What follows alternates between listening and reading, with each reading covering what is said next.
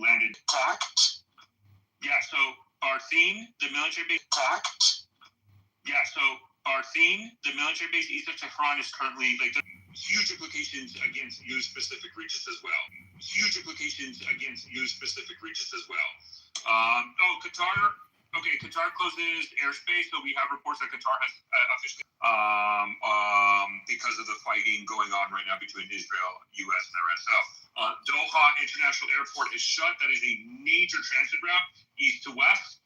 So people in that region are pretty much stuck. So we're going to be monitoring flight radar and see kind of with that. But that's a major disruption to air travel. But Qatar has shut down their airspace. I mean, there's also several U.S. embassies that are calling their citizens to basically take shelter, basically Bahrain and others. So I also saw, I think, Jordan. So that's also a sign. Qatar as well. Qatar. Brian, I'll go to you. Try not to go too much into politics, please, or keep it toned down, please. I don't want to divulge this. There's a lot of breaking news going on. We're gonna get, guys. I promise you, I'm gonna be here with you guys probably for weeks. Hearing a bunch of interceptions earlier above the skies there. So Jordan's definitely sucked into this for sure. And that brings me to the point about retaliation. Iran's definitely going to be retaliating. We're seeing that start now. Both sides are opening with everything they've got right away. They have their plans. They have their reasons they're striking particular targets when they are.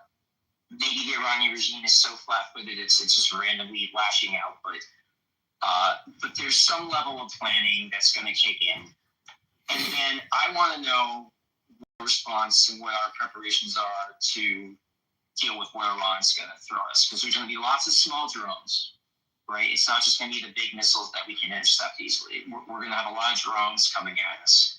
There's going to be some type of ground operatives going after civilians, probably not just our people in the bases. I really would like to hear from the administration very early tomorrow morning. As soon as business hours open up, I would like to really see guidance on what people are supposed to be doing. Because I feel like now it's too late for a lot of people, right? Like this just seems to be very rushed. That's not political judgment. I'm just comparing this to how the U.S. has conducted these types of operations since the end of World War II through now. We've never done this like this. This is different. So we should not be expecting the same type of outcomes when we're approaching it differently with a different or non-existent set of allies for the most part. We've got these Gulf countries that are getting sucked into this, frankly, against their will. They don't have a choice. They're going to have to participate. They are the battlefield. Literally, Iran doesn't border Israel. So these countries are caught in. And there's a lot of back and forth, a lot of bad blood between all these different groups going on in the region. And Iran is not stupid enough to not try to really exploit this and to take out some of the stability with some of their neighboring regimes that are supporting American bases and troops and planes. There's a lot of damage that Iran can do, even if they can't damage our military very effectively. So I just love how... No, and I would agree with you, Brian. You acknowledge this, but other people don't. Other people are doing it right now. Because it's regime change, I don't think nobody can make the argument. You're right. All bets are off. That's it. Just go. Just go. Launch your blizzard. We're seeing these acting in your point. Everyone's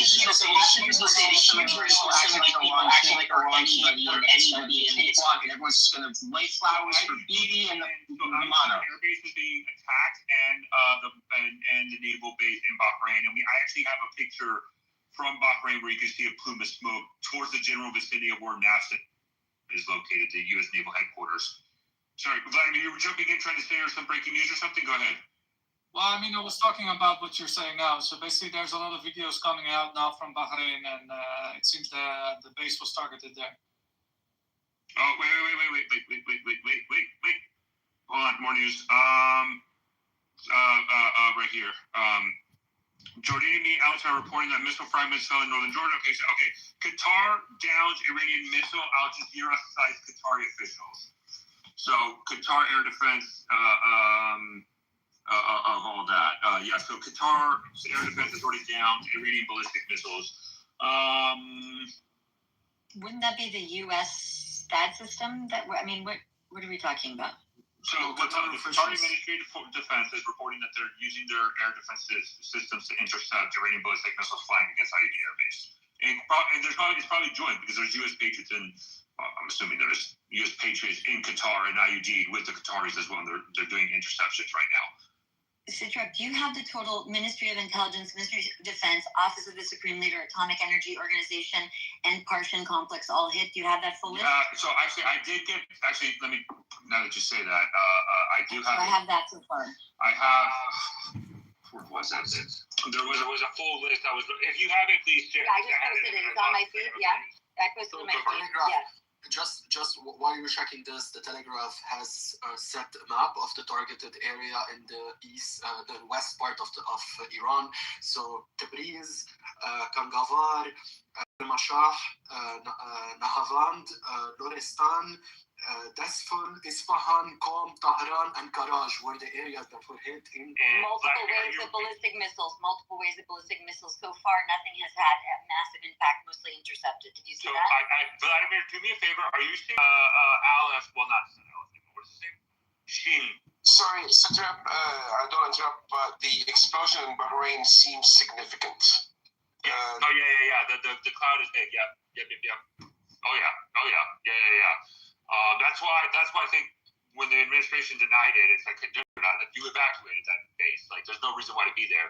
But we're also getting reports of the pro-Iranian militia groups in Iraq have been targeted as well in southwest Baghdad. So there's that. I see your hand up. Go ahead. I just wanted to remark on what Brian said. Nobody said it's going to be a walk in the park. Are you serious? I'm not saying you did, but many people have been on this stage and others and claim that everyone's going to love the shot and meeting and it's going to be great. I mean, not you, but many people are saying this is going to be easy. No more is a walk on cake. Well, we agree on that for sure. It's pretty bad. So it's not here. Well, I mean, that's the problem. The naval base is right there. And so if it's not an accurate missile system, it depends what system they launched. It's going to hit the downtown area. Al Udeid Air Base is under attack right now in Qatar, is what's being stated by Telegram.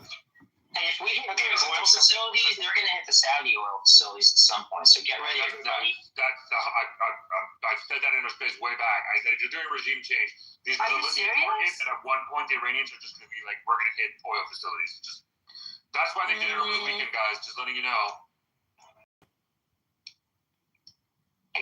I'm looking at the plume from Bahrain. It's one location. It seems like it's a building. Is that by the water? It's an island. It's a tiny island. Bahrain's Interior Ministry citizens must evacuate to the safest place nearby. All missiles so far in the last 4 minutes have been intercepted so far, but the Houthis also launched ballistic missile. Does anybody confirm they actually launched ballistic? We have people. Stop, please. We have people on the ground inside of the UAE, and it seems that there has been heard of an explosion. It's not sure if it's an interception, but the airspace above the UAE have been closed. Again, everybody in the Middle East, this is regime change. All bets are off. UAE, Qatar, Bahrain, Saudi Arabia, Kuwait. It's going to be widespread. I've had multiple years. It's going to be a widespread aspect. There's a reason why the administration probably at the beginning did the target that they did, because what they're trying to do. I think, and Jim, the question that I have, James, is I am not convinced that this is coordinated. I am not convinced that this is coordinated, and this could be. I've seen this happen in previous examples where they panic. Because it sounds like one of these, and they just fire them, and that's what it's looking like. We're not seeing this widespread coordinated attack, not even living in Israel. So I think that's why the United States and Israel conducted the strikes that they did to try to prevent that, but that's what we're to do. So, yeah, sorry. Let me continue.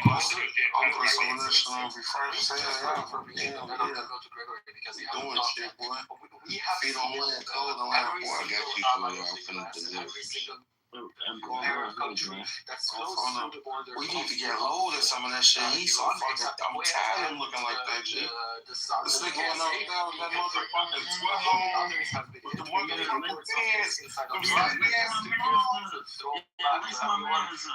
around 3 hours ago, strikes started from a coalition between the U.S. and the Israelis. They targeted around 6 cities inside of Iran. Big hits on the leadership positions, so the head of the military apparatus, the intelligence, the head of the judicial system, the presidential house, and I have known houses while the Israelis were, based on reports, hitting radars and ballistic missile situation at risk from the Iranian regime towards the other people in the region. And throughout this after this statement, the entire bases, the naval bases of Iran were hit, and we're getting reports right now of another wave of attack coming from Iran towards other areas in the Middle East. We will be following with the news. If you have any news, please either post them in a bubble or send them to Mario. If you think you can add something to the discussion, message the Mario account. We're going to be here for a couple of hours, so even more. James, there's another wave of tomahawks. James, another wave of tomahawks. Can anybody confirm that? I'm seeing a video as well. Tankers took off from Tel Aviv, from Lod Airport, American tankers, and they are on the flight radar application. So otherwise I wouldn't be saying this, but this is public information that is all over the world. Okay, Satrap, a point before we go to Hillary. James, the confirmation from Bahrain, the missile struck in Jufair area. It's close to the American base, but it's a really nice neighborhood. It's an upscale neighborhood. So you can hang out there. I'm trying to read here. What was it? What?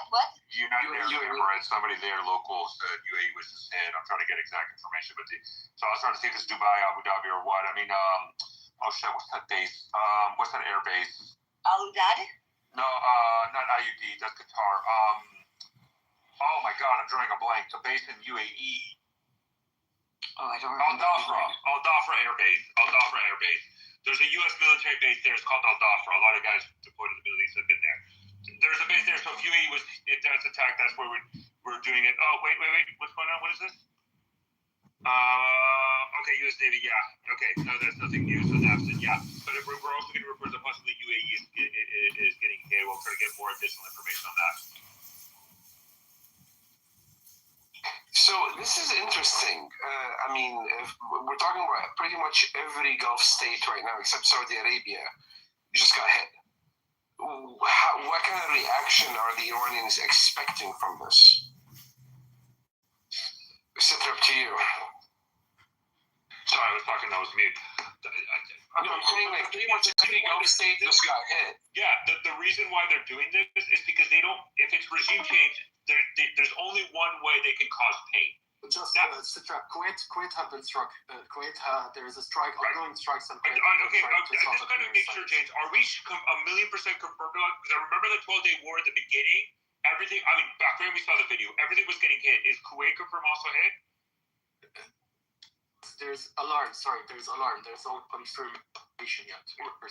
I'm seeing reports of Kuwait getting hit too. Right. So again, these are two pieces, right? One, there's two ways to analyze this. Either this is a coordinated attack that is being directed at top, and it makes sense if it was, because if if it's regime change, this was how Iran was going to respond. Again, I've dealt with the Iranian ballistic missile program. Like this is what was expected. That's why these U.S. and Israel are doing this, right? It's just strike everywhere around the region. Or number two, which we don't know, is if it isn't coordinated, and it's just basically independent units within the ballistic missile force are just panicking and just blindly firing missiles without a command element able to do it.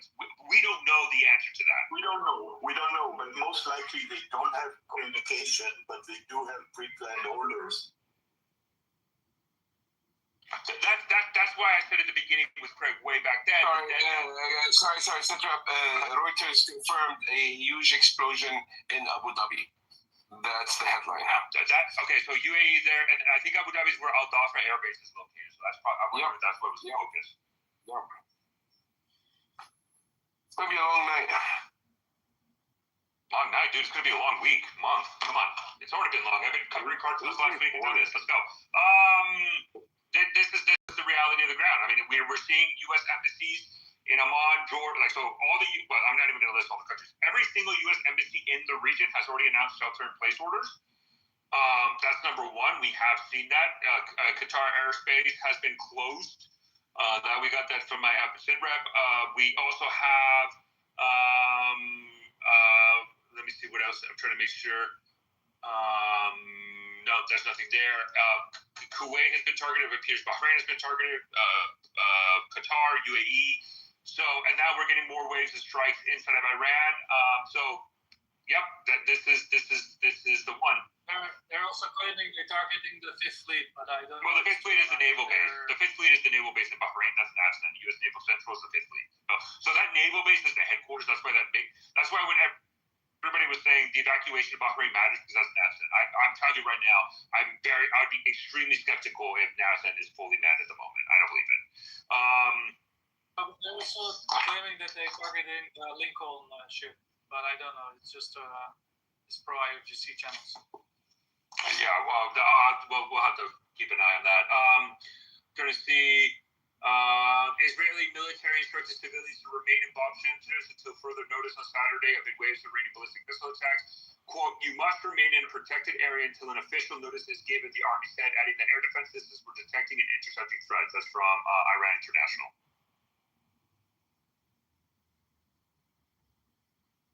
But also, I wanted to say something. Like someone was claiming that the Iranians are not happy with the strikes, but for instance, there was this video of a U.S. jet or an Israeli jet above Iran, and they actually were cheering. So it doesn't mean that everybody is not happy or not happy, but I mean, there's also people happy basically that it's happening, because especially a lot of people that lost their lives in the protests and their family members, they were actually waiting for this to happen. But of course, the people that are on the other side of supporting the Iranian government, they are not happy with it. The Russians have made a comment about Trump saying this is the peace president, so the Russians are now a little bit pissed. I just wanna pinpoint something about what Vladimir said. You can have that, but you can also have the impact on the populace that is against the regime, but the impact of the war is different. The moment you start having rockets and strikes inside of your area, near your houses, near the area where you live, it impacts you indirectly if you want it or you don't want it. And that's the point that I think other people like Dana were bringing up, and other people, independently of political affiliation. I don't want to go into that, but from someone who's on the ground, I think like also people that are in Israel on the space or other people, those people too have the same point. We're getting struck. Like those people are sitting inside of bunkers. They are getting hit.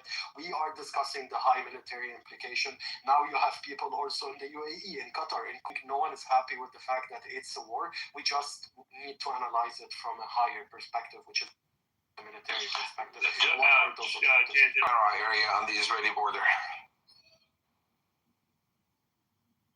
Can I jump in, since I've had my hand up for a while and I'm Iranian and I have Go ahead, Johnny. in touch with the Iranians of the country? Thank you. So as Vladimir pointed out, the Iranians right now, and we are hearing nothing is worse than the presence and the continuation of the Islamic regime. But moving on, here's what I really wanted to say. It's important that when we talk about Iran and the consequences, that we at least produce evidence. On Mario's space and on your space, etc., just 10 hours ago, I called it. I said, the statement that was put out by Trump 10 hours ago was mirroring that of George Bush's speech right before they struck Baghdad. And it happened. Again, I'm telling you this with evidence. The reason Iranians are happy with this is because they know the direction in which they're going. And the direction was the one that was set forward by the Crown Prince Reza Pahlavi. When I say that the overwhelming majority of Iranians support this, and there is a transition government already participating to take over the government, we Iranians say this with evidence.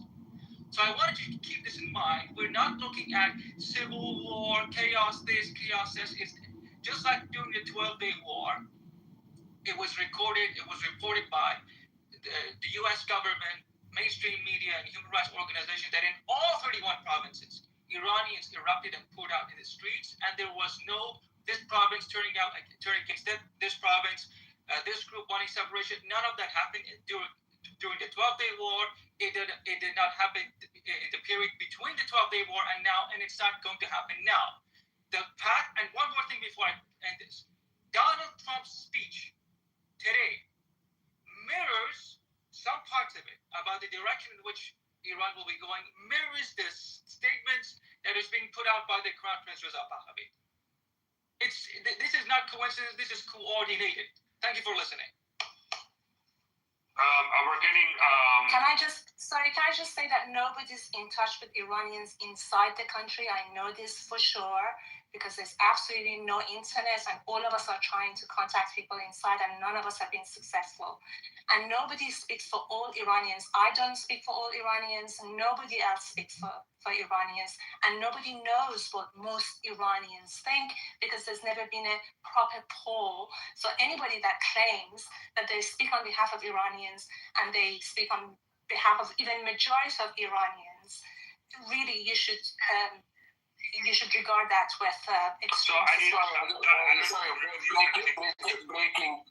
Breaking another wave of silence in Kuwait right now. And I think Ajan News is reporting that the Kuwaiti civil aviation has temporarily closed their airspace. So back to back there, Hazem. I think that the Bahrain though, I think there's only with that one explosion, it's just getting recirculated like crazy. I got a confirmation from someone in the UAE. So in Dubai, in Abu Dhabi, there is near Zayed air the hit. So I think they were intercepted above the UAE in Abu Dhabi, and the sound that we're hearing are from interceptors or the remains of the missiles. Sorry, Citra, was I cut off or did I drop off the space? I don't know if you caught everything I said. We heard you, and then we jumped in, and then now we have.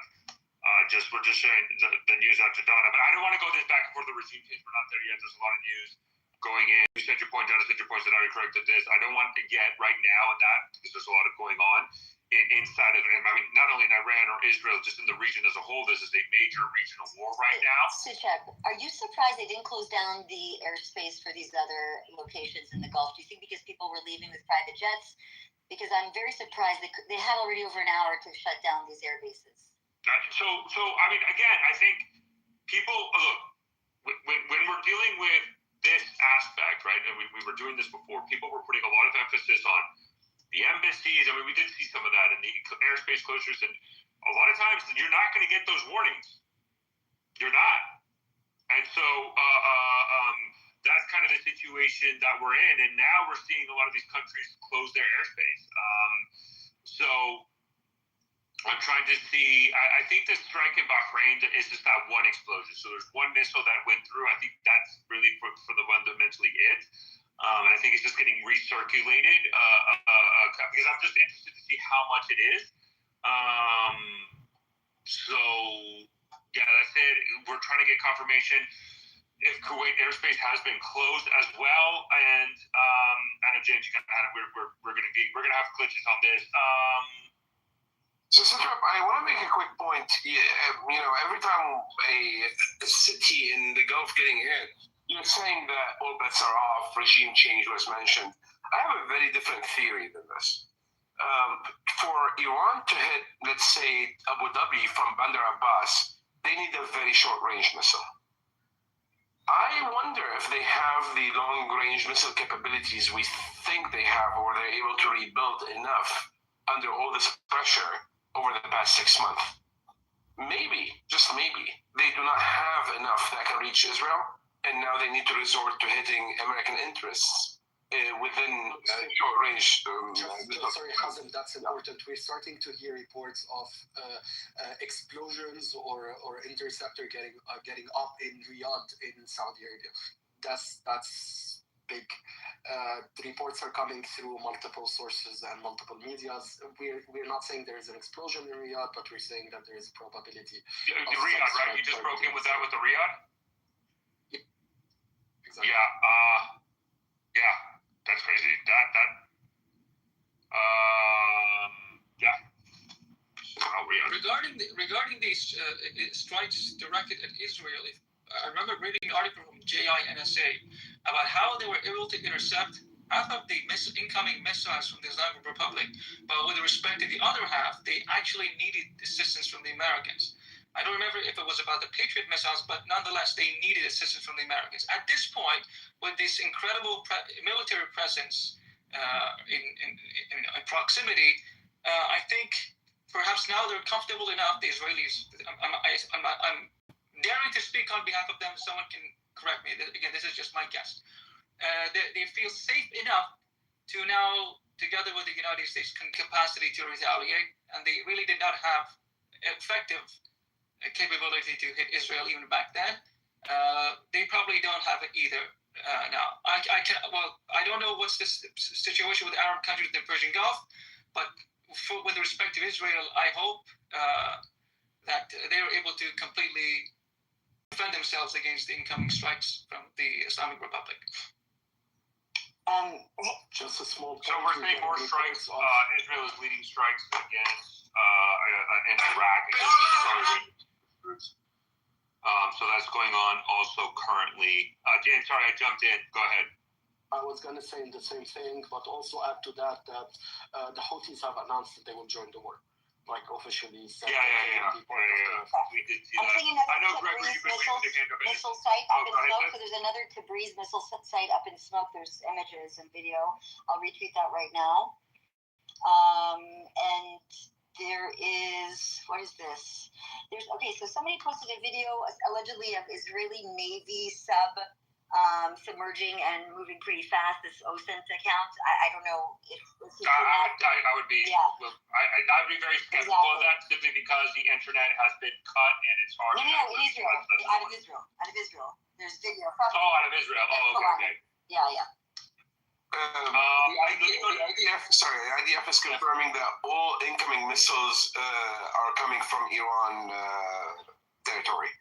So I think so. Okay, so I'm going to go to Gregory. I'm just being because again of how the algorithm is. I'm wondering again if these are coordinated or not, or two is as there's clearly the focus I think is more in Israel. What I think the way that we can have a better understanding, which I'm a little bit surprised we haven't received a report, is like. If you remember the 12-day war, there were large salvos of ballistic missiles. We haven't seen that yet. Actually, wait. Okay, I'm not going to show up because I'm not 100% sure. Okay, so that's the thing that we're at. Sorry, can I just say in terms of targeting the regional countries, that's what Iranian regime always said, that if there was a strike against it, it will definitely target American bases in the region. So it's no surprising that there is concentrating on doing that with the aim of influencing the oil price and making sure that ordinary Americans. So that was always. 100% agree. This is the risk with regime change. All bets are off. But I agree with you, Don, 100%. That's what we're going to see. What I'm trying to figure out if this is coordinated or not. So that's the only thing. Gregory, go. I know you've been waiting, so go ahead, Gregory. Yeah, what I wanted to mention, everyone kind of mentioned a little bit of it, but I also wanted to bring in the fact that there's a bunch of commercial planes right now off the coast of like the UAE and other parts of the Gulf states that didn't close their airspace yet, that didn't close their airports yet, that are just circling. And you can even see this on like Flight Radar 24, where they're just circling because they're not going to land in an airport that's about to be, bombed. So it's very interesting to see what they're going to do with these commercial planes, because there's also this sense that a lot of people are going to be trapped here. U.S. citizens are going to be trapped here. So if this is going to be a multi-day and eventually maybe even a multi-week operation, the U.S. is going to have to do something with its U.S. citizens in these states, and it's going to be very interesting to watch. So it's something that people should look at. That's what I wanted to bring. Actually, now a quick breaking. Have you seen anything about the Iranian nuclear program specifically? Has been seen anything from that angle? Nothing. No. I mean, all the sites were hit and heavily damaged, we believe, in June of last year, and then, as reported in the IAEA top secret report, a confidential report that major newspapers were reporting on yesterday. So that's February 27th now. Iran was not allowing inspections, probably had greatly diminished capabilities, but was still, I don't know, standing up against the world, not allowing inspectors. And I think that when we see reports out about what's struck, it's not clear we're going to see any extra information that tells us more than we knew last year. It's just that they didn't allow inspectors, and the IAEA report said that it was entirely possible that up to a few hundred kilograms of moderate to highly enriched uranium escaped damage. And I've seen reports that said, look, this stuff could be used to start up special reactors to make highly radioactive isotopes that could be used in dirty bombs. Maybe. It's all kind of weird. So the question in my mind is, why did they stand up against the world for what's likely to be not very useful amounts of product? None of that is the direct answer to your question. I haven't seen any extra reports. I don't know if we're going to see it. Question for you: nuclear reactor in Bashir, the nuclear facility in Bashir, the plant. Could that be a target or no? Almost unimaginable. We had a guest a few hours ago say something about it being a Russian reactor. I mean, it was a plant that the Germans were building for Iran. Then the Russians completed it decades later. There's a reactor there. I know that civilian nuclear sites had an unprecedented involvement in the Ukraine war because Russia captured a nuclear plant from Ukraine. But other than that, aside from a lot of loud language about this, in general, there's almost nothing to be gained by either side from attacking or making a target out of civilian nuclear facilities. And I don't think there's been any statements from either side involving Bashir nuclear plant, except to say that nobody believes that Iran's enrichment program was actually for their civilian reactors. And Iran didn't really make any credible claims at all that their enrichment was for their reactor. So pretty much there's a carve out. That reactor has not been targeted and has not been involved in this conflict. I would not expect that to change, but I guess we'll watch. No, thank you. Please stay with us, man. Again, anybody nuclear, follow Mark is the GOAT. I would say, again, James, I'm following it. The UK MTO has released statements related to basically the military conflict over there. So we're just saying that's going to have broad-based implications for international maritime trade. I'll share it right now. It looks like there might be another wave of strikes going on currently in Western Iran and in Iraq.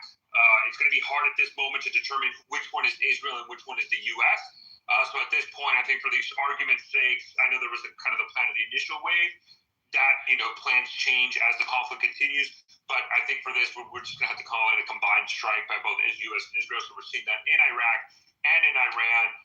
James, I think what is clear to me, at least at the moment, is that how the U.S. and Israel are analyzing and doing this is they're going to go big to end this once and for all. I think that is the objective, not only just regime change, but they're going to solve all the problems in the negotiations, the nuclear, the ballistic, and the proxy, it looks like.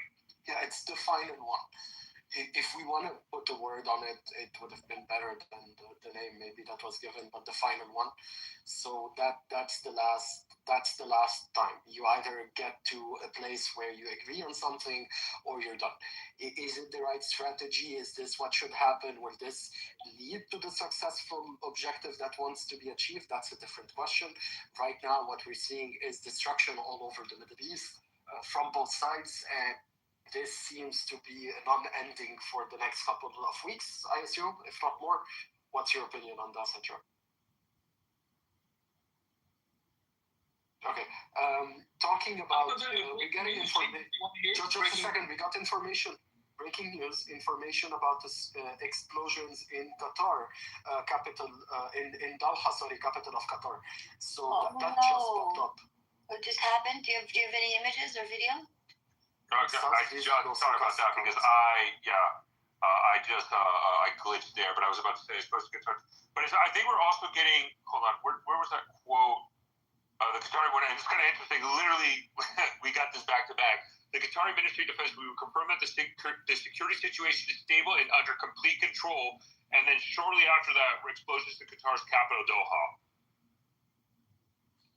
And then Reuters quoting an Iranian official, all U.S. bases and interests are within Iran's range.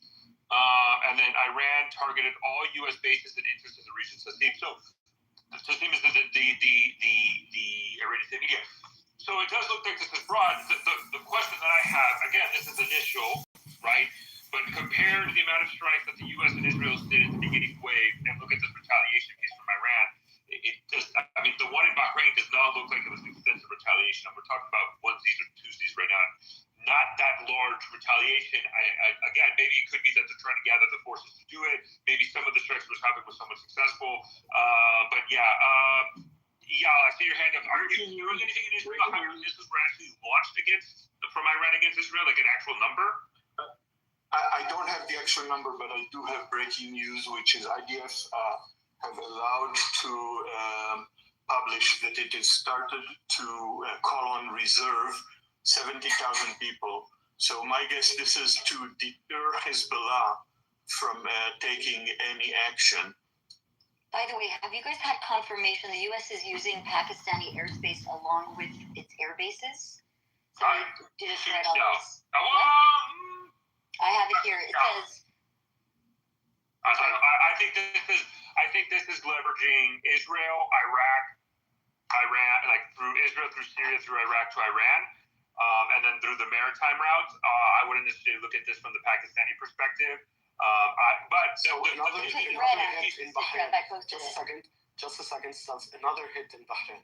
Another strike inside of Bahrain. There's footage now being shared of a Patriot interceptor being launched against another Iranian ballistic missile over Abu Dhabi as we speak, the UAE. There was Abu Dhabi, and then also an Israeli official reported that prominent regime officials have also been injured inside Iraq. And I think that's what we're going to look at. But what I would say is, I wouldn't be surprised, James, because Iran is conducting these strikes. Now the Gulf countries who restricted their airspace might enable it, unless there was a secret agreement that they now did. Publicly, they said they wouldn't. But now I wouldn't be surprised if this is what they want to use their airspace. The Israelis are calling out 2,000 reservists supporting the fence right now. Just the point. Haifa has been emptied. And we heard earlier from the previous guest talking about religious holidays and something like that Monday is Purim. Going back to the book of Esther, it was Israel being delivered from defeat from the Persian Empire. And it's very important that President Trump said tonight he warned there could be casualties in this ongoing operation, which we call massive and ongoing. And when you were talking to Trey, John, I saw videos posted what appeared to be Tomahawk cruise missiles flying over Iraq. Why can you see the Tomahawk cruise missiles? It's a subsonic munition likely fired from the USS Gerald R. Ford strike group. While many people call the Ford's deployments in Eastern Mediterranean defensive because of its proximity to Israel, while that is accurate with its ballistic missile defense capability aboard its her destroyer escorts, Ford and those destroyers can launch strikes on Tehran. In fact, it's actually closer. Ford is closer to Tehran in the Eastern Mediterranean than the USS Abraham Lincoln strike group is in the Arabian Sea. So it's important to note that. And I'll just read from President Trump's press conference saying that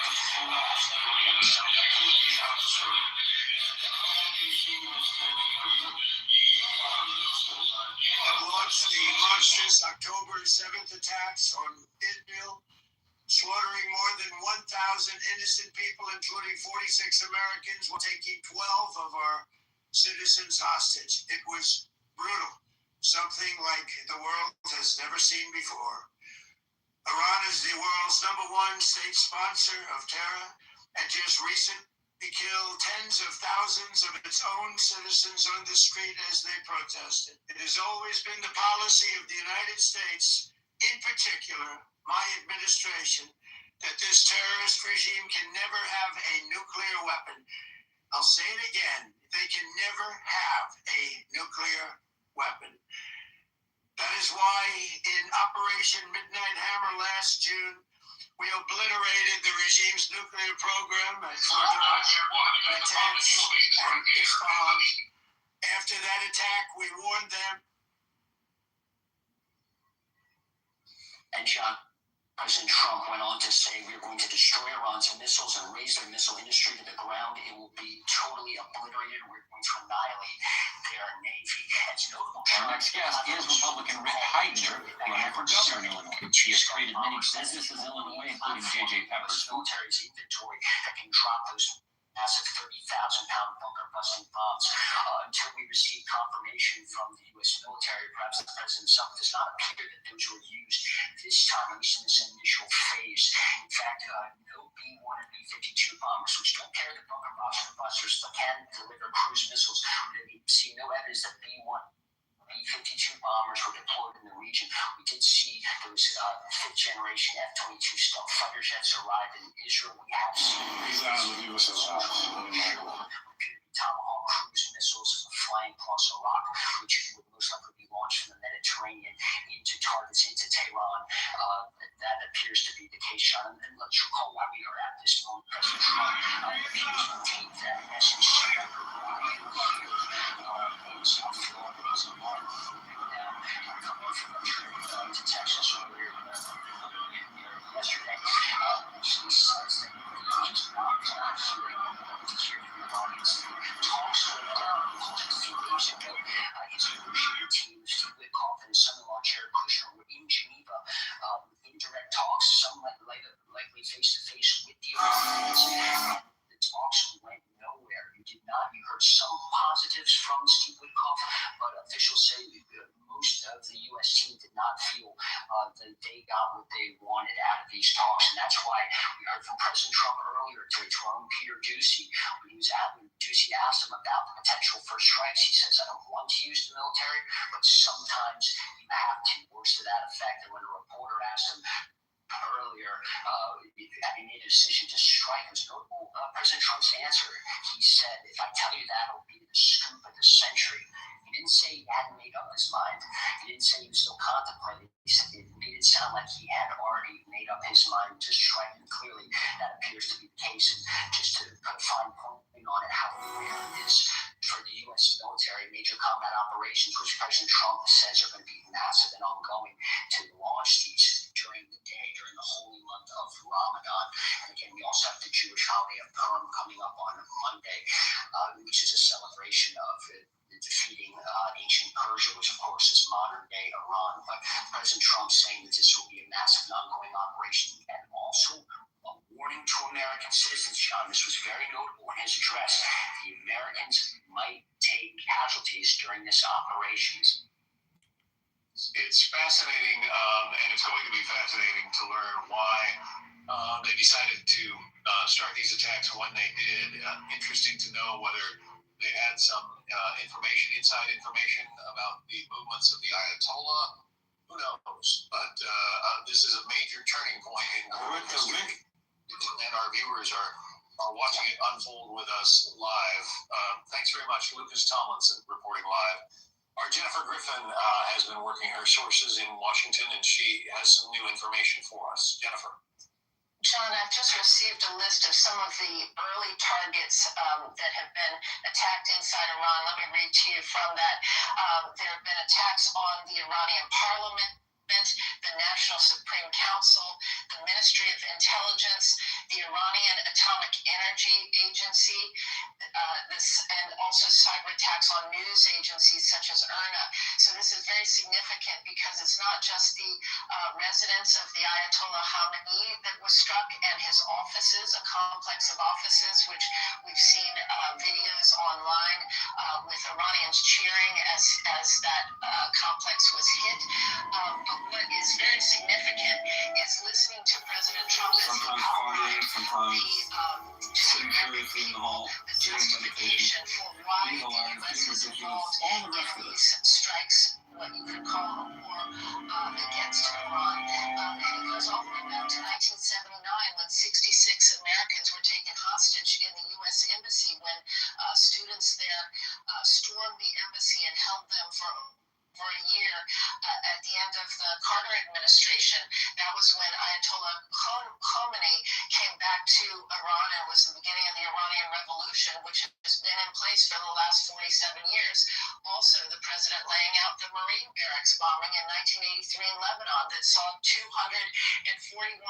Americans killed in that strike. That goes back to 1983. He called Iran the #1 state sponsor of terror. And then he also had a message to the Iranian people. He said after the bombing is done, and he urged them to stay inside during this period of the coming days as this massive bombing campaign takes place. But afterwards, he urged them to seize this moment and when we're finished, he said, take over your government, seize. He said, the hour of your freedom is now. So he had a message for the people of Iran. It's clear that the U.S. and Israel are carrying out dozens of strikes involving Tomahawks, as Lucas has described, Tomahawk missiles, standoff weapons, as well as airstrikes across Tehran, as well as at nuclear sites and at ballistic missile sites across Iran. I think it's significant to remind our viewers that back in June, the Iranian Navy was virtually untouched in those strikes. When the U.S. sent the B-2 bombers, it was really focused on the 3 nuclear sites at Fordo, Natanz, and Isfahan. But the Iranian Navy can cause a lot of damage to not only to shipping lanes, with the oil that's shipped, a fifth of the world's oil is shipped through the Strait of Hormuz every day. One of the reasons that the president said that the U.S. is involved in this war against Iran is because Iran, through its proxies, the Houthis, had been disrupting shipping for so long and been terrorizing ships and threatening to close the Strait of Hormuz. But right across from Iran, it's just 21 miles at the narrowest point across the Strait of Hormuz to the other side, and the U.S. has 3 very large military bases in the Gulf. The home of the 5th Fleet, the U.S. Navy's 5th Fleet, is in Bahrain. You have also in Qatar Al Air Base, as well as in the UAE Al Dafa. We understand that there are sirens taking place right now in Qatar. The U.S. Embassy there has urged Americans to shelter in place, not to come out of their homes. And we're hearing that there are potential missile strike targeting Qatar. That's why you would be hearing the sirens, and again, it's very close. It's a simple to Iran, and Iran has hundreds, if not thousands, of missiles that can cause a lot of damage to those bases and to American targets in this country. A couple of notes, Jennifer, and these would be available to you as well. But Reuters is reporting that the name of this operation, according to the Pentagon, is Epic Fury. Attacks on Iran. He used to say that spiritual life begins from the ground up. Also, we're getting word from the Associated Press that the first strike was launched against establishing a new way of life. Ayatollah Khamenei. I've been wondering, as have our other correspondents, about the daytime nature of this attack. We'd expected, if there weren't always being an action, that it would take place at night. But this was a daytime attack. It began around 10 in the morning in Tehran. And apparently, the first target was the compound belonging to the Ayatollah. So, perhaps that could be Israelis and intelligence about plans of opposition leaders. And it could be that the Ayatollah was just arriving at his compound then, and maybe that's why they decided on a daytime strike. That was perhaps the first of the strikes. Go ahead. John, these are conversations that I've had with officials over recent weeks. The targets and the timing of these strikes, this has been planned for some time, and I think we're talking about this many pieces that have to be coordinated between 2 countries, as well as the naval, the air assets involved in the tickets, as I used to say, conducting an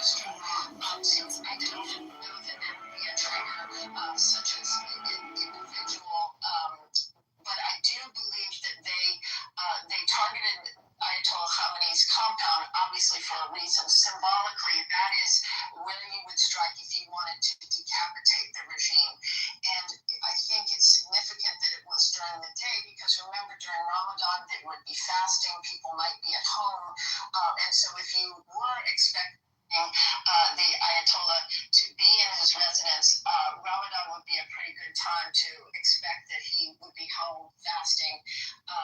But it's also significant when you Spiritual look at presence the was like strikes a mirror, against the parliament, reflecting people against to the National themselves Security and Council, revealing against the root of their IRGC seeking and targets, the unhappiness. Iranian Revolutionary Guard Corps. The president was Adidar very teaches clear that the that anxiety he had that a drives all message for human the beings Iranian to look security for forces, answers and and he consolation said that in if you ordinary lay down life your weapons, or in you spiritual will receive things total is a immunity. voluntary, Otherwise, he habitual promised them activity certain in every death. moment, He which was Adidar thoughtful in calls the language that he used self-contraction. and as he laid out the case for why the U.S. is attacking Iran right now. During his discourses, Avatar Adidar would often clench his hand into a fist to illustrate the pain and stress of this self-contracting activity, which creates a sense of separate self. Some of the Democrats who left It is the habitual and unconscious act of identification with the mortal body and mind.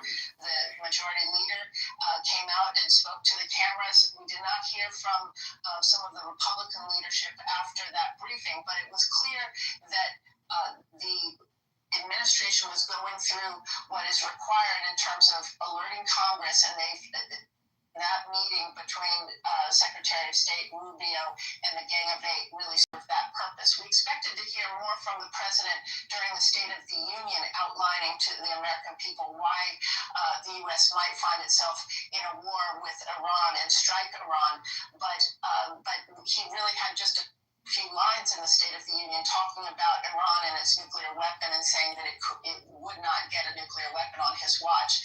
That is something he repeated tonight as well, John. The Associated Press, Jennifer, is reporting that it's not immediately clear whether the 86-year-old Ayatollah Khamenei was in his offices at the time of the strike, but we are told that his offices were the first target of this joint Israeli-U.S. attack. So, again, history is in the making. The world could look very different a few days or weeks from now. But this massive attack has begun. One of the questions, Jennifer, and perhaps you have an answer to this from your long experience in Washington, but are the Iranian people going to be able to get the message? For instance, the 8-minute message that the president delivered on Truth Social. We know that there have been something like 10,000 Skylink terminals smuggled into Iran by the CIA and other U.S. operatives. Are they going to be able to get the word that this is actually unfolding and that the president calls this their chance to take back their country? Well, it's a really good question, John, because as we were discussing before, Voice of America is sort of a shell of its former self. They fired a lot of people. They downgraded a lot of their language services. And that would normally be how you would broadcast a message like this in Farsi to the Iranian people. Right now, I would expect that there has been a massive sort of cyber outage to blind the regime, and so you may not have internet. You unlikely would have internet right now in Tehran. But as you mentioned, there are those Starlink terminals that were used during the protests in December and January to keep the protesters connected to the world, knowing what was going on. So it's likely that that they would have received, if those are up and running, and they do tend to work, and even in these dire circumstances because they're satellite based, then there is a possibility that this message is getting through. But it would need also to be translated into Farsi to have a broad reach within Iran.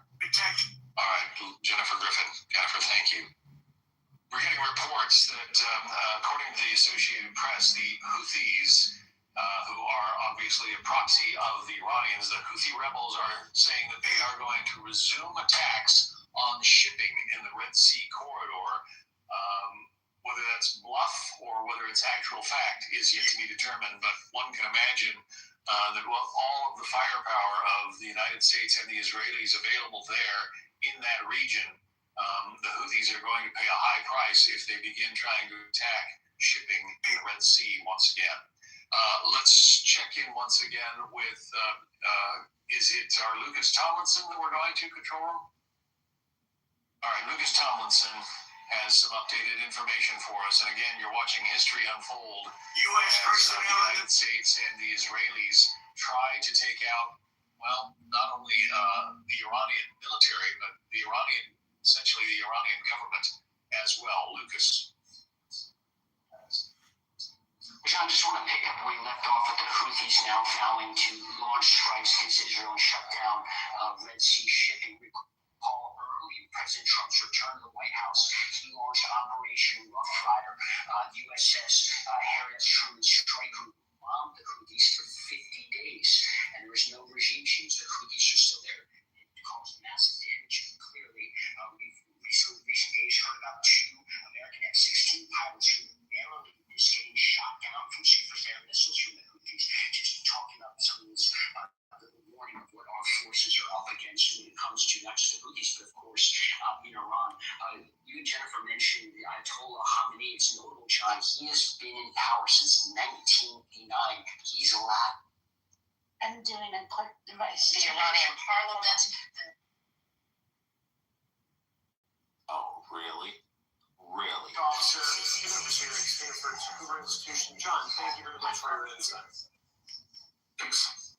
And if you were just waking up, major combat operations between the U.S. and Israel launching these combined strikes in Iran.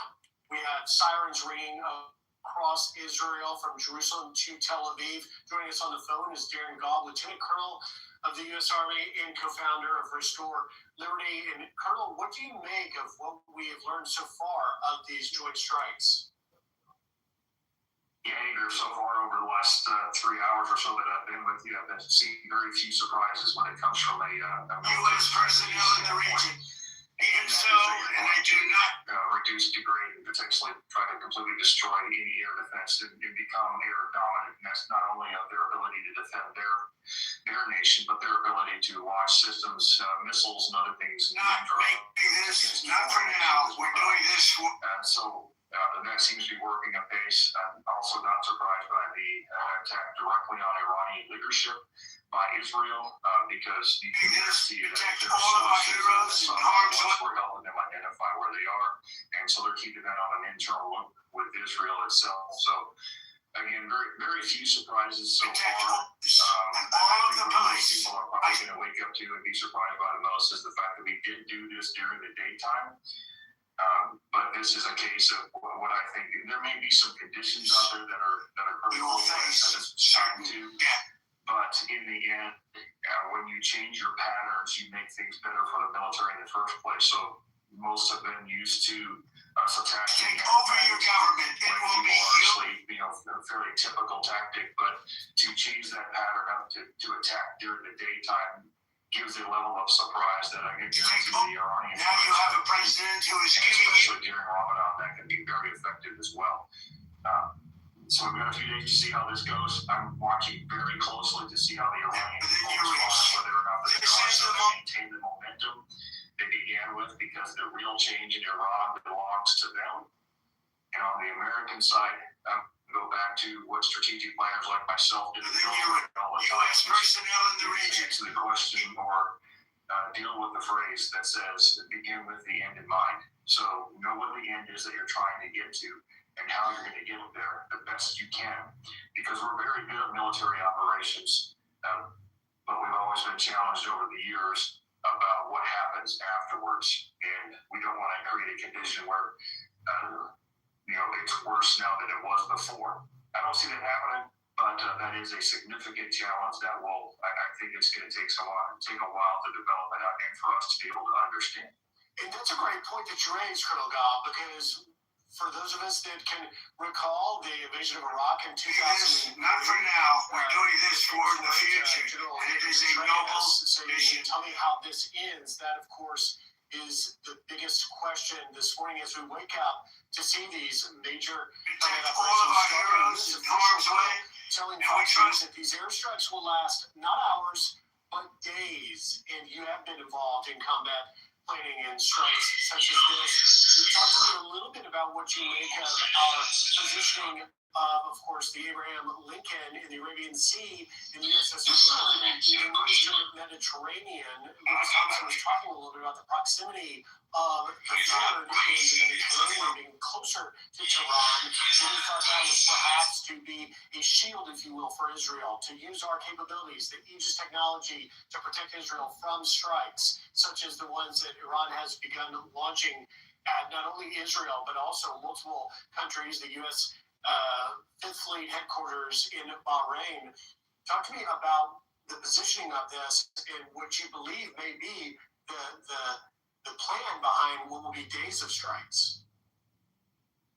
Well, first of all, with the Eastern Mediterranean, yes, it is as already depicted closer to Tehran than where other forces are arrayed. So they're going to naturally use those for specifically things like the Tomahawk missiles. But that doesn't mean that that fleet in the Eastern Mediterranean can't also be used for defensive measures on Israel. So they're capable of doing both. Either way, the geography of Iran and the waters that are surrounding Iran or near them dictates really where you're going to put a naval fleet of that size in the first place, because an aircraft carrier strike group is a significantly sized force that needs a lot of space on the water to be able to maneuver and do all these operations, while also being able to defend itself if necessary. So I think those are well positioned, and you're going to continue to see those be the primary means by which we're going to reach out and into Iran for the days to follow. It also tells us that this operation has been in planning phases for quite some time, and inherently we know this to be true, but the logistics that make something like this possible, from refueling to rearming and everything that comes down to resupplying military forces on the move, means that this has been something that projected and they knew they were probably most likely to have to act on for months now. But the array of forces here too is to alleviate one concern that I know some people are going to bring up. This is going to be an air and naval dominated operation, and you're not going to see, from my perspective, you're not going to see American land forces inside Iran taking part in this. What you're going to hope and pray for is that the Iranian people can solve their own problem inside their own. This is Canada Congressman John Kitover. We're here in Bloomington, Illinois.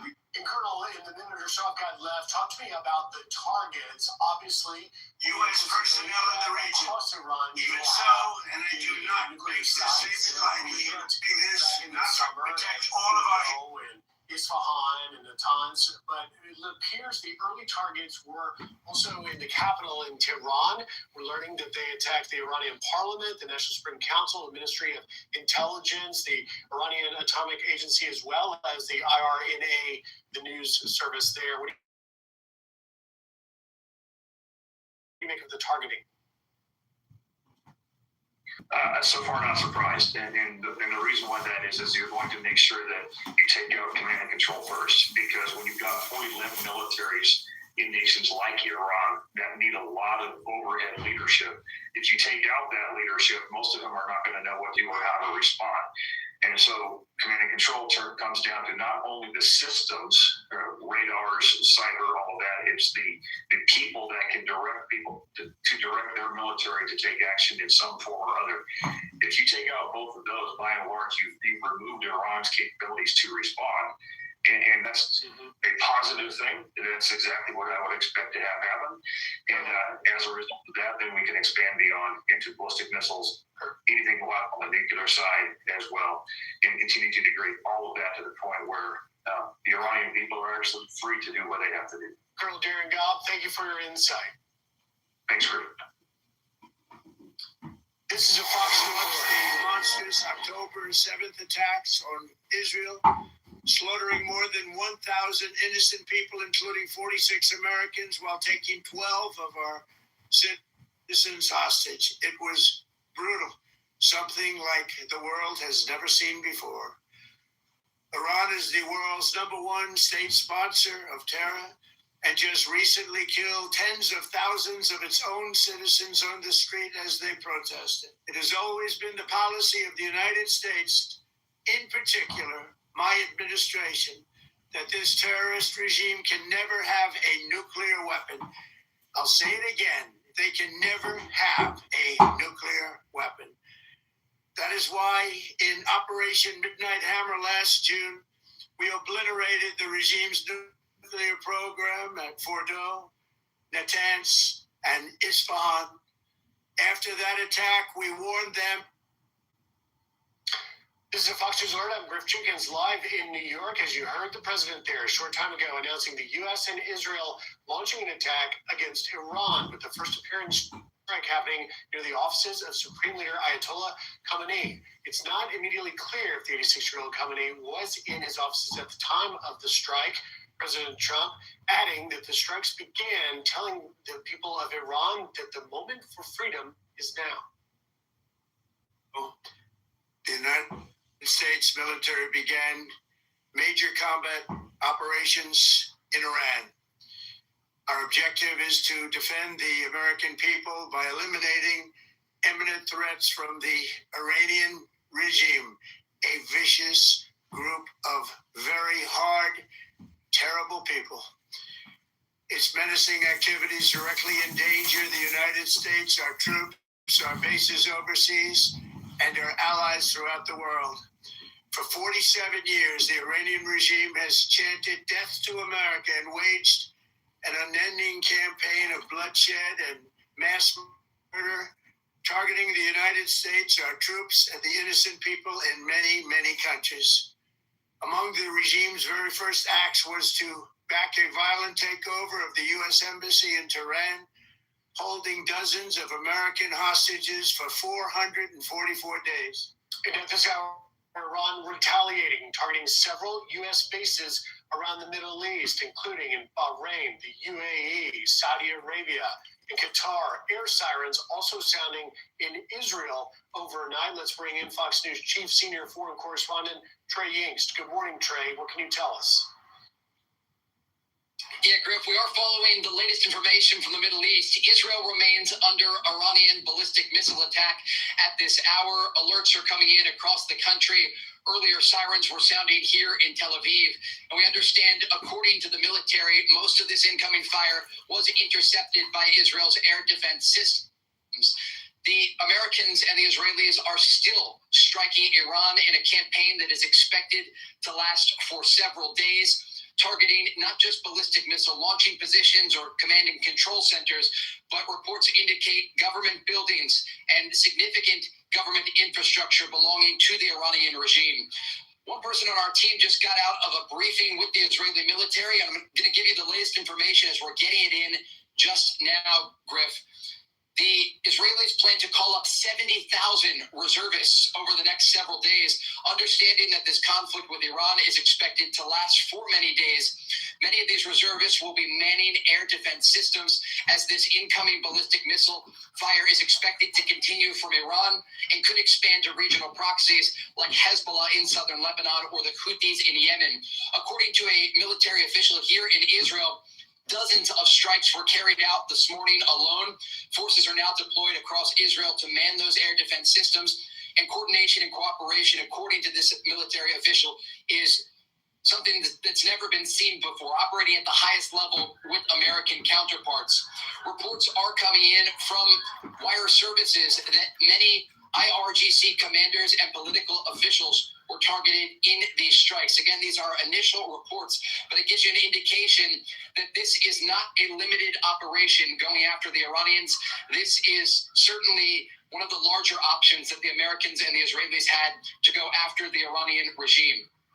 In the days ahead, we can expect Iran to continue responding. They are already targeting U.S. forces in places like Bahrain. Air defense systems are active in the Gulf. Reports of possible strikes even in countries other than Bahrain, like Saudi Arabia, for example. And so there's going to be a lot of moving parts here. Our Pentagon team is tracking what the Americans are doing to stage in the days ahead and how this campaign is going to continue. But we heard overnight from President Trump himself, who said this is a massive and ongoing operation. President Trump gave the Iranians an olive branch, an opportunity for diplomacy to get rid of their nuclear program, to limit their ballistic missile program, and to end support of regional proxies. They refused to do so, and thus this operation was launched. Again, the latest information, Griff, from Israel. There are alerts coming in at this hour from across from across the region, and we understand again right now as we are speaking that in the northern city of Haifa, as far south as the city of Beersheba in the Negev desert, and also in central Israel, including the city of Jerusalem, there are alerts going out because the Iranians are doing what they can to respond to these ongoing American and Israeli strikes. Griff. And Trey, as you mentioned, the Iranian retaliation in multiple areas in the Middle East, just crossing the wires, we're learning that the UAE, United Arab Emirates, saying that this attack is a, quote, flagrant violation of national sovereignty and international law, and that the UAE reserves its full right to respond to this escalation. Talk to me, if you can, just a moment about how, as this operation begins, and as you noted, as we're told, this is likely to last days, not hours, how the region will respond to this. There are a lot of options here for the Americans and the Israelis in terms of strikes against Iran.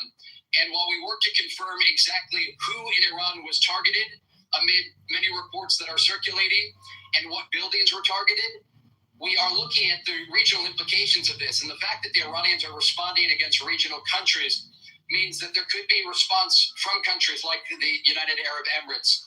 There is close coordination, we understand, with the Americans and their counterparts across the region. And remember, there are U.S. planes, not just here in Israel, but in places like Jordan and other countries that have been used as staging grounds for American forces. Qatar, the Al Udeid base that normally houses around 10,000 U.S. soldiers. Right now, it's largely evacuated, but there are regional implications here. And given the fact that these strikes are going to continue, that coordination will continue as well. Remember, we have to step back here and look at the U.S. military buildup over the past 2 months. It is the largest, at least in terms of air power, since the 2003 invasion of Iraq. And just yesterday, the USS Gerald R. Ford, the world's largest aircraft carrier, arrived in the eastern Mediterranean. And that is to help to protect the Israeli coast.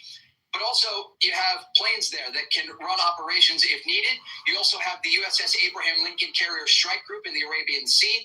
You have a number of U.S. destroyers across the region. And you have over-the-horizon capabilities for the Americans. And that's not to mention the Israeli Air Force that conducted a bombing campaign last summer against Iran that lasted for 12 days. But at the end of all of this, the man who will be able to decide how long this will go on for is President Trump. He has ordered this operation to destroy Iran's ability to threaten the region and to threaten American forces and to threaten Israel. And that operation is unfolding as we speak. This is now a regional war. There is no other way to put it. The Iranians are targeting not just Israel, but they are targeting other countries in the Gulf. And so the days ahead will be intense. Israelis will spend the days ahead in and out of bomb shelters. And as we reported to you at the top here, Griff, Israelis are calling up 70,000 reservists because they understand they're going to have to man air defense systems for a number of days. And President Trump tonight, when he addressed not just the nation, but the world, Griff, he said there is a real possibility of American casualties in this war that is now erupting. But understanding that the diplomatic option was pursued and that the Iranians did not take that olive branch that was provided to them by the Americans, they had an off-ramp and they didn't take it. And now a war has erupted. The Americans and the Israelis are expected to inflict heavy blows on the Iranian regime. And given just how widespread these strikes are, this is, again, on the outer spectrum of the possible options for the Americans and the Israelis to respond. This could significantly weaken the Iranian regime, if not eventually collapse it. Griff. That is certainly a big question there, indeed, as we watch this unfold. Trey Inks live for us in Tel Aviv. Trey, stay safe. We'll check back in with you throughout the morning. Let's bring in now the Fox News chief national correspondent, Jennifer Griffin. And Jennifer, as we look at that map of our U.S. forces in and around Iran and these strikes beginning, you're reporting that this is a joint operation and that the targeting of Iran's leadership is actually being led by Israel. What can you tell us? Well, I think it's really important to separate out which targets are being targeted by the American military versus the Israeli military. And I have a very well-placed source who told me that the Israelis are targeting Iran's leadership. They've targeted the supreme leader, Ali Khamenei, his compound. We've reported that, as well as the defense minister, as well as other top leaders, the head of the judiciary. Israel is saying that they believe they've been very successful and that they may have, in fact, killed many of those Iranian leaders. But the U.S. military is not involved in those strikes. The U.S. military is focusing on ballistic missile sites, military targets that pose an imminent threat. So there is a little bit of a divided responsibility here. And I think also perhaps the Israelis always have very good intelligence about the Iranian leadership, just like we saw in when they targeted Hezbollah and Hamas, but Hezbollah particularly in Lebanon. I think it's also important to point out, Griff, that the only U.S. bases that have not been targeted so far by Iranian missiles are in Oman. Oman, of course, was the foreign minister.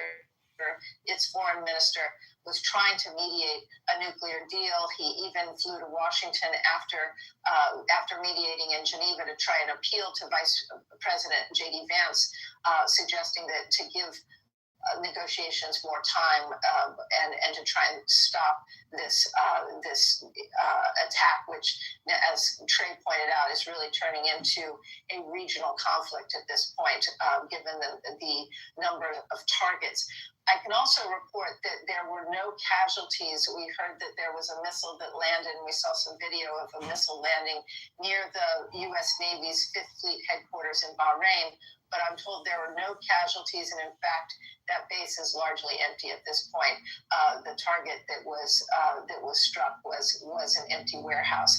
So the U.S. military has been planning for this for some time, and they knew that the Iranians would immediately target the bases in UAE, Qatar, and Bahrain. And so they've been quietly drawing down from those bases, reorienting the warplanes and staff that are based there, but particularly the warplanes were moved and the fuelers and the tankers were moved to other bases, a safe distance away. But Iran has even fired missiles at the U.S. base in Saudi Arabia, and that's pretty unusual.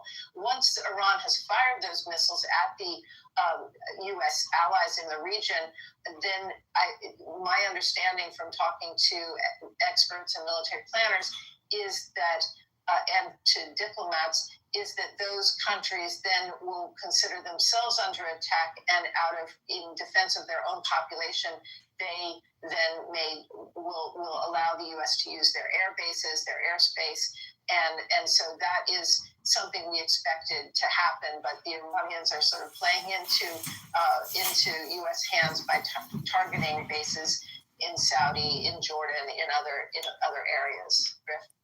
So much to unpack here, Jennifer, and you're right about those regional implications that Trey was reporting on, as we were seeing on the wires. The UAE now calling this a flagrant violation of international law, that they reserve the right to respond.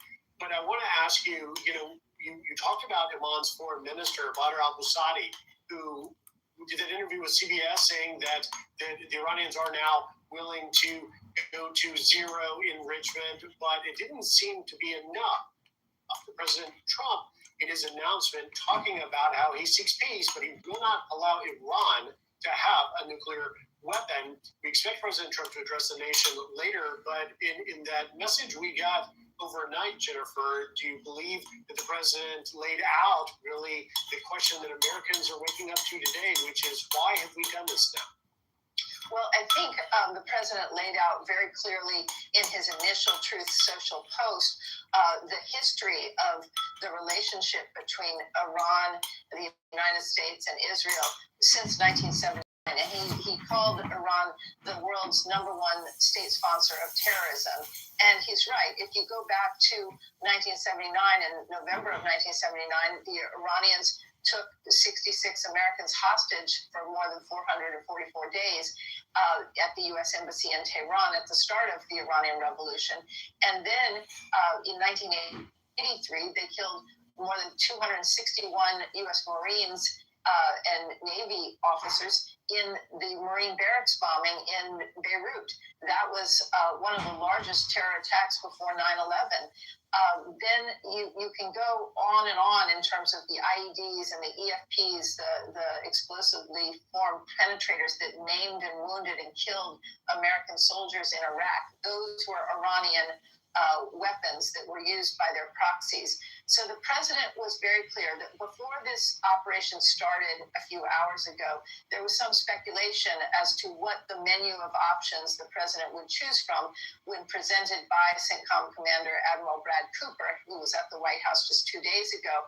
He had a choice. Whether he was going to simply target the nuclear sites again, was he going to target the leadership, the ballistic missile stores, which is very important to the Israelis because those missiles can reach not only U.S. bases in the region, but also Israel. They don't yet have an intercontinental ballistic missile that can reach the United States. But the president was very clear that they could soon, and that this program needed to be halted along with the nuclear program.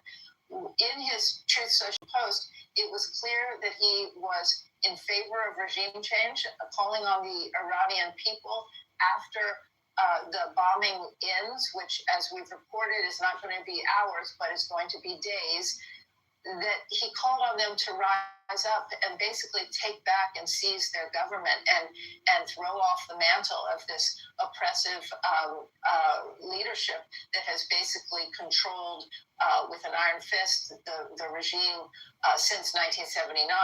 So it's clear that the president took the broadest range of options, joined in this joint strike with the Israelis. And the Israelis are targeting in these initial strikes Iran's leadership, and they may in fact have killed them. So we will wait and see.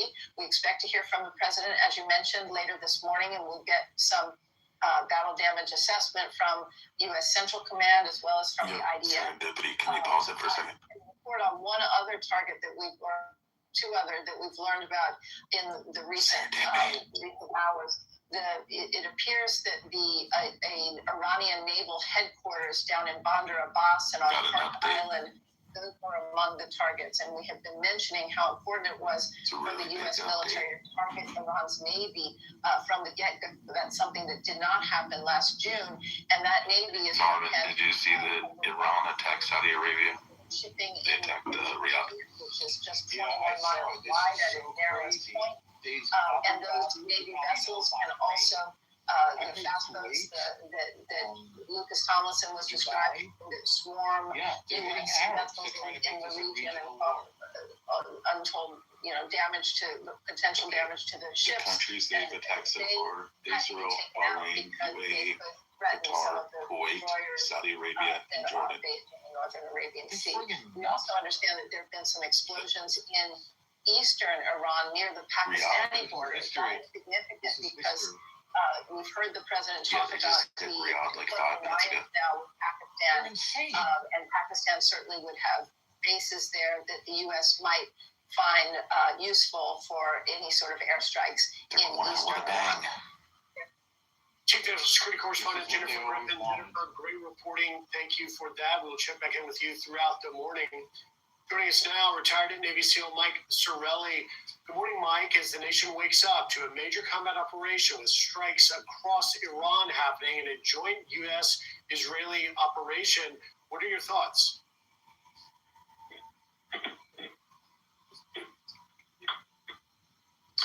All right, we'll work to get retired Navy SEAL Mike Sorelli on the phone there. As you do that, and you're waking up right now, major combat operations have begun with multiple targets struck across Iran. We have live team coverage coming. Go to Twitter and type in Saudi Arabia. Latest. In the Middle East, significantly with the USS Gerald Ford in the Eastern Mediterranean. People are reporting explosions all over Riyadh. In the Arabian Sea. All right, I believe we've got retired Navy SEAL Mike Sorelli on the line. Mike, as we're waking up to this major operation, Pentagon has dubbed it Operation Epic Fury. What are your thoughts? I forgot Qatar. Okay. Well, good morning, guys. First off, my thoughts and prayers are with our brave soldiers and their families back here in the United States who are probably on edge for the safety of their people. But quite interesting what's going on right now. Let me give you a description of what I think is going on.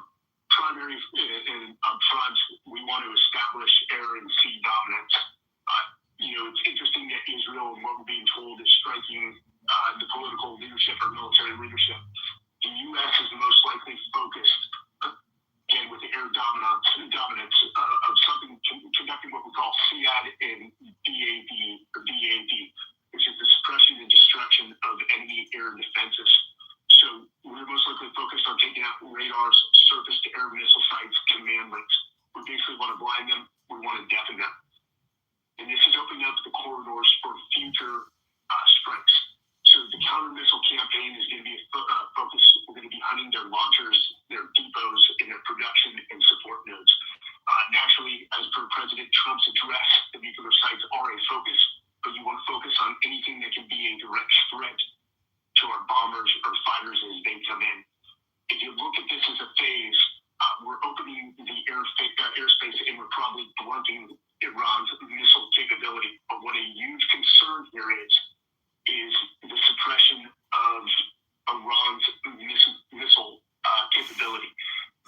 They understand that our magazine depth, whether it's the Iron Dome, it's David Sling, or even our air defense and strike capabilities, our magazine depth is only so much.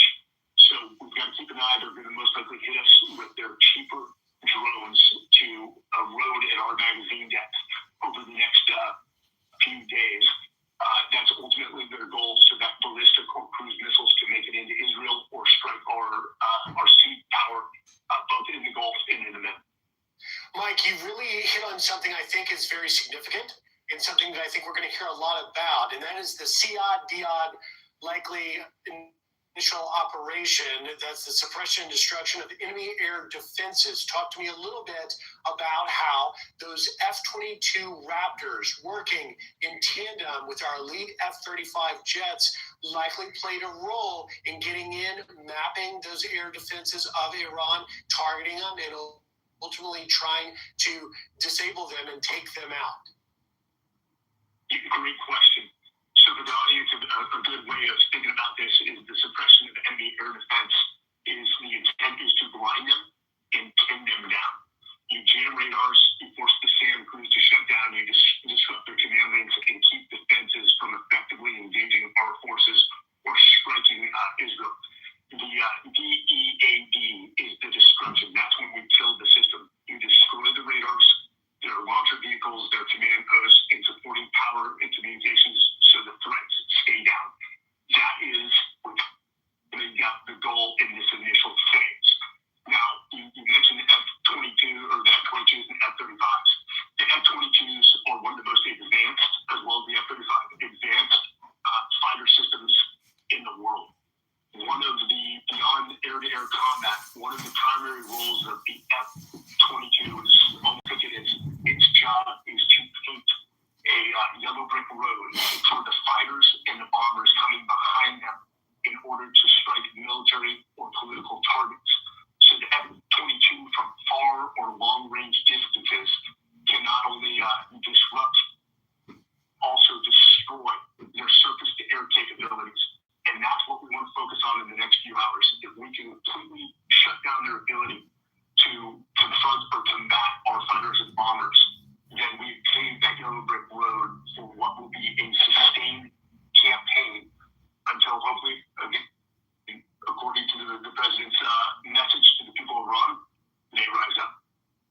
And Mike, some of the military guys I talk with describe this initial Diad operation as sort of kicking down the door, the initial kicking down of the door to lay and pave that road. We saw this similar in the operation, it seems, in Venezuela when we took Nicolas Maduro. It was so successful that it appeared that really the missile defense of Venezuela, which is provided by Russian technology, which is similar, we believe, to what's in Iran, it was so successful that literally no shot essentially got sent by Venezuela against our forces. Look up West Baghdad. They also bombed Baghdad. They just came in. They just hit West Baghdad 3 minutes ago. This is the end for them. This is what they wanted. They realized it's finished. Yeah. The list is went to Bahrain, Saudi Arabia, Qatar, UAE, Iraq, and Kuwait. Their systems and their missile batteries to a point where they don't have much left. So once these initial phases in Diad are complete, expect larger campaigns similar to what we saw in the shock and awe in the early days of the Iraq campaign in 2003. So this will continue. We will become more effective